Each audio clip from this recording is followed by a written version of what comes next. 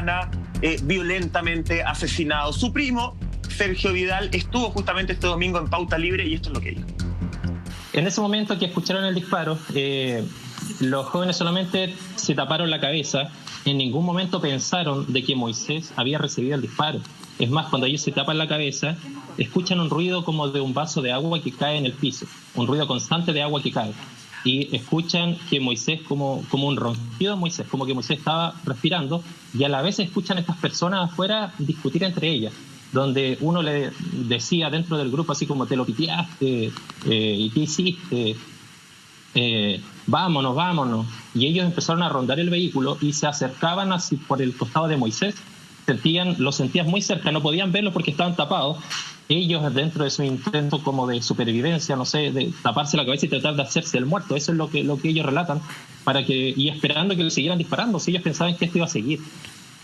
Y en ese momento ellos pensaron muchas cosas, escapar, correr, pero me disparan por la espalda, entonces se quedaron quietos todo el rato. Estuvieron como 5 minutos estas personas ahí, eso es lo que piensan ellos en tiempo, ya como 5 minutos dando vueltas, viendo qué hacer, se subieron a los vehículos y se fueron. Y en ese momento, el acompañante de Moisés, el que estaba al lado, le empieza a pegar con el codo y le dice a Moisés, vámonos ahora porque este camino no tiene salida y ellos van a tener que devolverse. Y Moisés no reaccionaba. Entonces seguían escuchando este ruido como de agua que caía y se dan cuenta que lo que está cayendo es sangre de la cabeza de Moisés.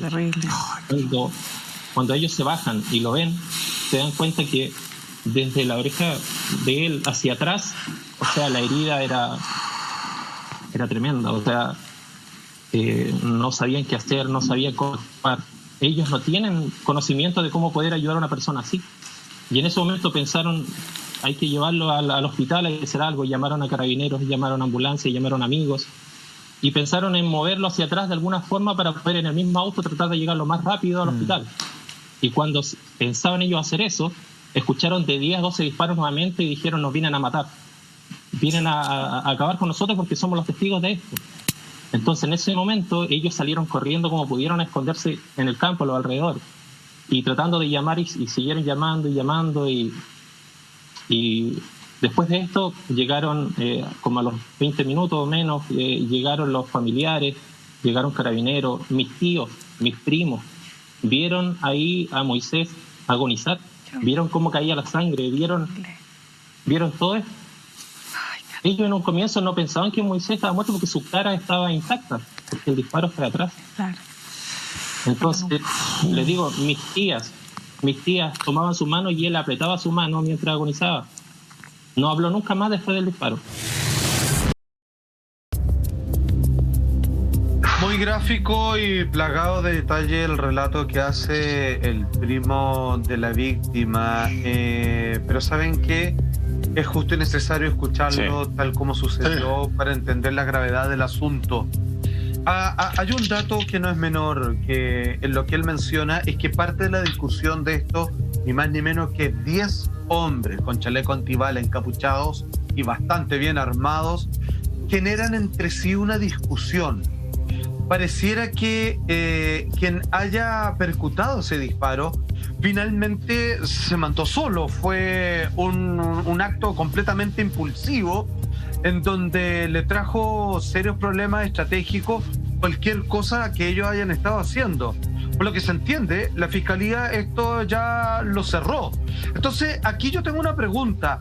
¿Realmente hay datos suficientes y casos cerrados para entender que los culpables del asesinato de Moisés eran personas que estaban quemando cabañas y por eso el malo ya está identificado y gente vándala y por lo tanto no hay mucho más que hacer? ¿Cuál es la conexión? O, como muchas veces hemos sabido, Carlos, la están haciendo corta porque están con tantos problemas en la zona que la verdad es que hacer una investigación tan importante como esta en paralelo, la verdad es que no dan abasto.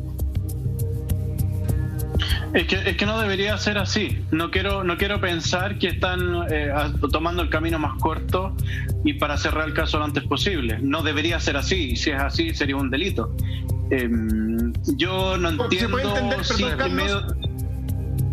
¿Se puede entender que si lo cierran así es por otra cosa? ¿Qué conclusión se puede sacar de eso? ¿Que lo cierren tan rápido? Perdón, a mí me salta el tiro la duda. Sí, por supuesto, a mí también me salta la duda.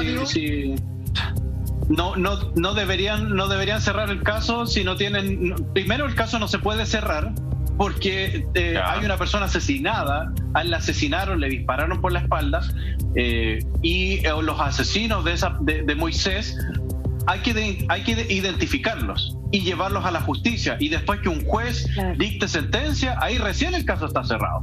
Antes no, es imposible cerrarlo, es una víctima, es un homicidio. ¿De qué estamos hablando? Si el Ministerio Público pudo...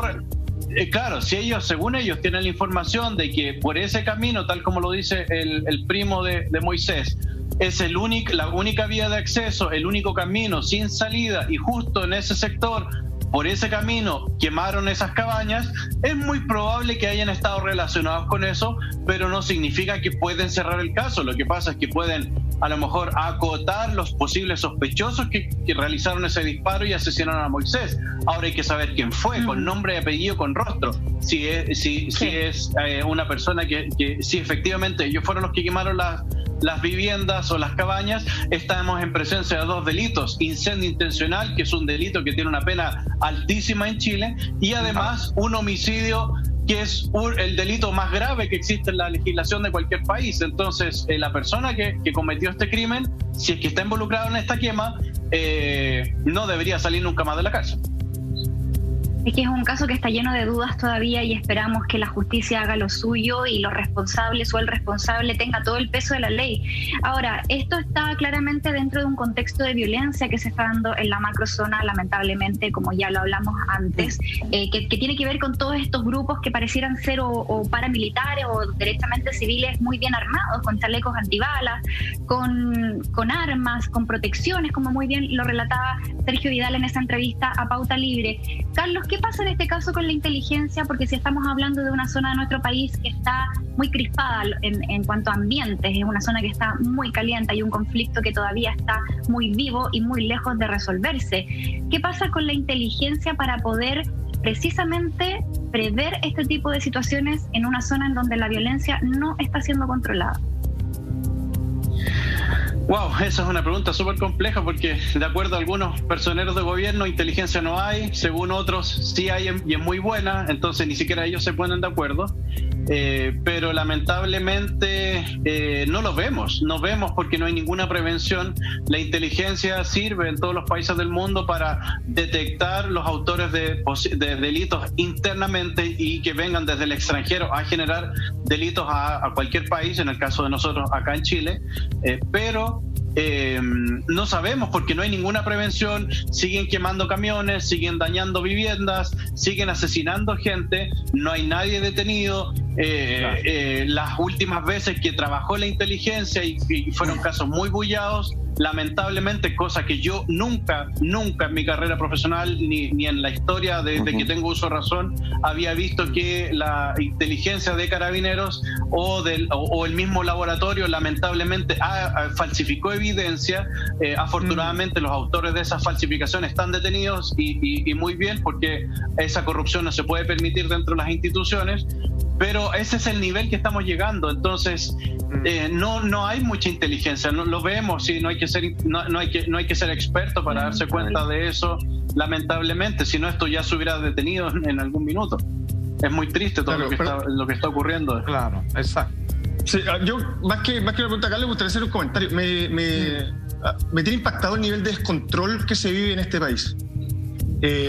No hay, esto es como cuando tú estabas en el colegio y el profesor tenía que salir de la sala y tenías 30, 40 niños, uno gritando, otro saltando, otro dibujando, otro saliendo y entrando, otro pegándole a otro. O sea, el nivel de descontrol me parece que está llegando a niveles insospechados. Y lo que decía Carlos, por lo que lo decía Carlos anteriormente, descontrolarse es muy simple, es muy fácil, todos se descontrolan con facilidad. El problema va a ser volver a controlar la situación. Y no sabemos hasta qué límite vamos a tener que llegar para poder tener nuevamente el sartén por el mango. Me parece que cada vez que hacemos estos casos policiales, el caso de los 2 Moisés, los casos que hacemos semana a semana, te denota ese descontrol, ese problema que tiene este país de estar tan extrematizado, tan polarizado, en el cual no sabemos realmente lo que está pasando y cuál es la verdad. Porque, insisto, este grupo armado que le quita la vida a Moisés está actuando por fuera de la ley. Creo que estas son las cosas que nos tienen que empezar a preocupar en este momento. Cuando estábamos conversando justamente de esta investigación que se está llevando a cabo y que a la familia de Moisés le causa tanto ruido, cuando la fiscal regional, Carlitos, habla y dice, ¿sabéis que ya determinamos que en el fondo es una persona que participó en las quemas en un sector igual? Como familia pueden ir y a exigir que les muestren las pruebas concluyentes de la relación entre la quema y el asesinato. Ellos pueden, porque me parece que cuando se dice algo públicamente, una autoridad como una fiscal regional, es porque eso ya está súper investigado a voz de ellos. Ella no lo da como un supuesto, ella lo da como un seguro. La señora Cartagena dice que eso está así. Uno como familia puede ir en el caso de la familia de Moisés y decir, ¿sabéis que exijo que me muestren las pruebas concluyentes para asegurarme de que el caso no lo cierren como muchos ciudadanos temen y como ya lo había planteado la Misalpate, a la rápida para poder preocuparnos de otra cosa? Pero claro, ellos pueden ir con su abogado querellante, tienen que ir. A mí lo que me preocupa es que, tal como tú lo dices, comunicacionalmente aparece pues, la fiscal regional, que es la máxima autoridad del Ministerio Público en la región, aseverando que el caso está cerrado. Si está cerrado, me gustaría saber, o nos gustaría a todos saber, porque sería súper importante poder comentarlo acá en los medios de comunicación. Claro, si habla de la conexión, ¿quiénes son? Porque el caso cerrado, vuelvo a insistir, para mí un caso cerrado es una persona con nombre, apellido, con rostro y llevado a la justicia y que pague y que sea condenado y se verifique si él estuvo relacionado o no con el homicidio de Moisés. Eso es lo que espera cualquier familia y lo que esperamos todos los chilenos. Pero evidentemente el querellante, que debe estar por parte de la familia, me imagino que el gobierno se tiene que hacer parte de esto también y apoyar a la familia. Saber qué es lo que hay, porque es muy bonito decir cosas para que la gente se quede tranquila, pero no quiero dejarla en duda, por supuesto, tengo que creerle porque es una autoridad nacional, pero evidentemente la familia tiene que tener la tranquilidad también por parte de ella. Bueno, exactamente lo que tú estás mencionando, Carlos, es lo que hoy por hoy tiene más inquieto, por no decir derechamente molesto, a los familiares de Moisés. A ver, entendamos dos cosas. Después del suceso, después de que llega la familia y que logra estar con él el momento que está agonizando, finalmente la policía no va, porque no tenía... Ya imagínate, o sea, la situación en la que están y los carabineros no tienen los insumos mínimos suficientes para poder hacer su trabajo, y además como un camino oscuro no tenían las luces, y en todo ese tiempo, en todo ese periodo se pudieron hacer un montón de cosas, como por ejemplo borrar las evidencias. ¿Qué es lo que piden entonces los familiares de Moisés? Que finalmente, partiendo por una pregunta de por qué ninguna autoridad se le ha acercado, lo escuchamos de sus propias palabras. Atención. Estas personas, según lo que se ha ido investigando, después que asesinaron a mi primo, ellos avanzan en los vehículos y los queman, ¿ya? Mis primos no ven cuando los autos están quemándose, no logran tener una visual de eso. Entonces ellos están preocupados de están preocupados de ayudar a mi primo. Y en ese momento escuchan los disparos, de 10 a 12 disparos. Entonces ellos se escucharon muy cerca, porque esto era muy cerca. Entonces ellos pensaron, nos vienen a matar, vámonos de acá, y se escondieron en los arbustos que habían ahí a los alrededores, tratando de llamar a carabineros, tratando de llamar a la ambulancia. Carabineros no tenía carro, al parecer en Cañete, eso es otro tema, ellos no tenían cómo ir en ese momento. ¿No tienen carros? Al lugar. No tienen carros carabineros. Y las pesquisas. Y el alcalde me parece que el alcalde de la comuna incluso lo dijo en las noticias, que ellos no tienen como recursos, no tienen carros. Oye, impacta y da rabia, da rabia. Primero, de 10 a 12 disparos fueron los que escucharon los amigos de Moisés. Y cuando él dice efectivamente que no habían carros, ahí es cuando yo me pregunto, efectivamente, el dinero compra muchas cosas. El dinero en este caso podría haber comprado una rapidez. Tal vez Moisés lo podrían haber llevado antes al hospital, un montón de situaciones que van. Efectivamente, la falta de recursos en una zona que sabemos, ustedes ya lo han dicho muchas veces, está tremendamente conflictuada este último tiempo, hace ya varios años, hay que decirlo. Y no hay recursos que terminan salvando la vida. Es que eso es clave, y lo hablábamos en el caso anterior también de Moisés Velázquez. O sea, vemos acá como Carabineros no pudo asistir al lugar porque no tenía un carro disponible. Pero además de los recursos económicos y técnicos y la cosa como más inmediata, más tangible, tiene que ver también, Carlos, y quiero aquí que me des tu opinión como ex uniformado, como ex carabinero, tiene que ver también con los recursos humanos, es decir, la capacitación que se le hace a esos carabineros o a esos investigadores, la capacidad que tienen de poder sacar adelante un caso con los recursos que dispongan, porque también da la sensación de que al hablar de provincias quizás más pequeñas, pensarán que esas cosas no pasan allá, que no hay tanto riesgo, considerando, imagínate, que estamos hablando de una macrozona que está viviendo todo un contexto político-social bastante álgido. ¿Qué pasa en esa situación? Porque también vamos a ver que no se perició el auto porque faltaba luz. O sea, no hay grupos electrógenos, pero pareciera que tampoco el personal está tan capacitado como para poder sortear esos impedimentos que tienen que ver con los recursos netamente económicos o técnicos. ¿Cuál es tu visión al respecto, Carlos, y cómo fue tu experiencia desde la misma institución mientras estuviste ahí? Sí, acá es algo que lamentablemente lleva muchos años, que nadie quiere ponerle el cascabel al gato, como se dice. Cuando yo empecé en Carabineros, uno tenía que poner con plata de su bolsillo para echarle benzina a los vehículos, para que los vehículos tuvieran combustible para poder salir a patrullar. Afortunadamente eso cambió cuando asume el general director Cienfuegos. Él cortó toda esa corrupción, cortó todo eso, fue muy criticado internamente por eso, pero él cortó la corrupción básicamente. Ya él compraba los tarros de pintura, ya no había que ir a pedir pintura al vecino o no sé qué para pintar los cuarteles. Así de precario era, y vuelvo a insistir, gracias al general Cienfuegos se cambiaron los uniformes, los vehículos comenzaron a tener combustible, empezaron a tener combustible, a tener vehículos nuevamente. Pero es una situación que se vive con mucho tiempo. Esto es lamentablemente normal que los retenes no tengan vehículos, o porque están malos, o porque después del estallido social los rompieron. Y aquí vemos la importancia de cuando se destruye un vehículo policial. Yo entiendo la rabia y todo eso, pero ese vehículo policial es un vehículo menos que está patrullando en las calles al día siguiente de la protesta. Claro. Y cuando nosotros necesitamos al carabinero no vamos a tener cómo llegar. Entonces, eso es y obviamente la capacitación de los carabineros, desafortunadamente, a esos lugares no llega, no son considerados muchas veces los carabineros para tomar capacitaciones.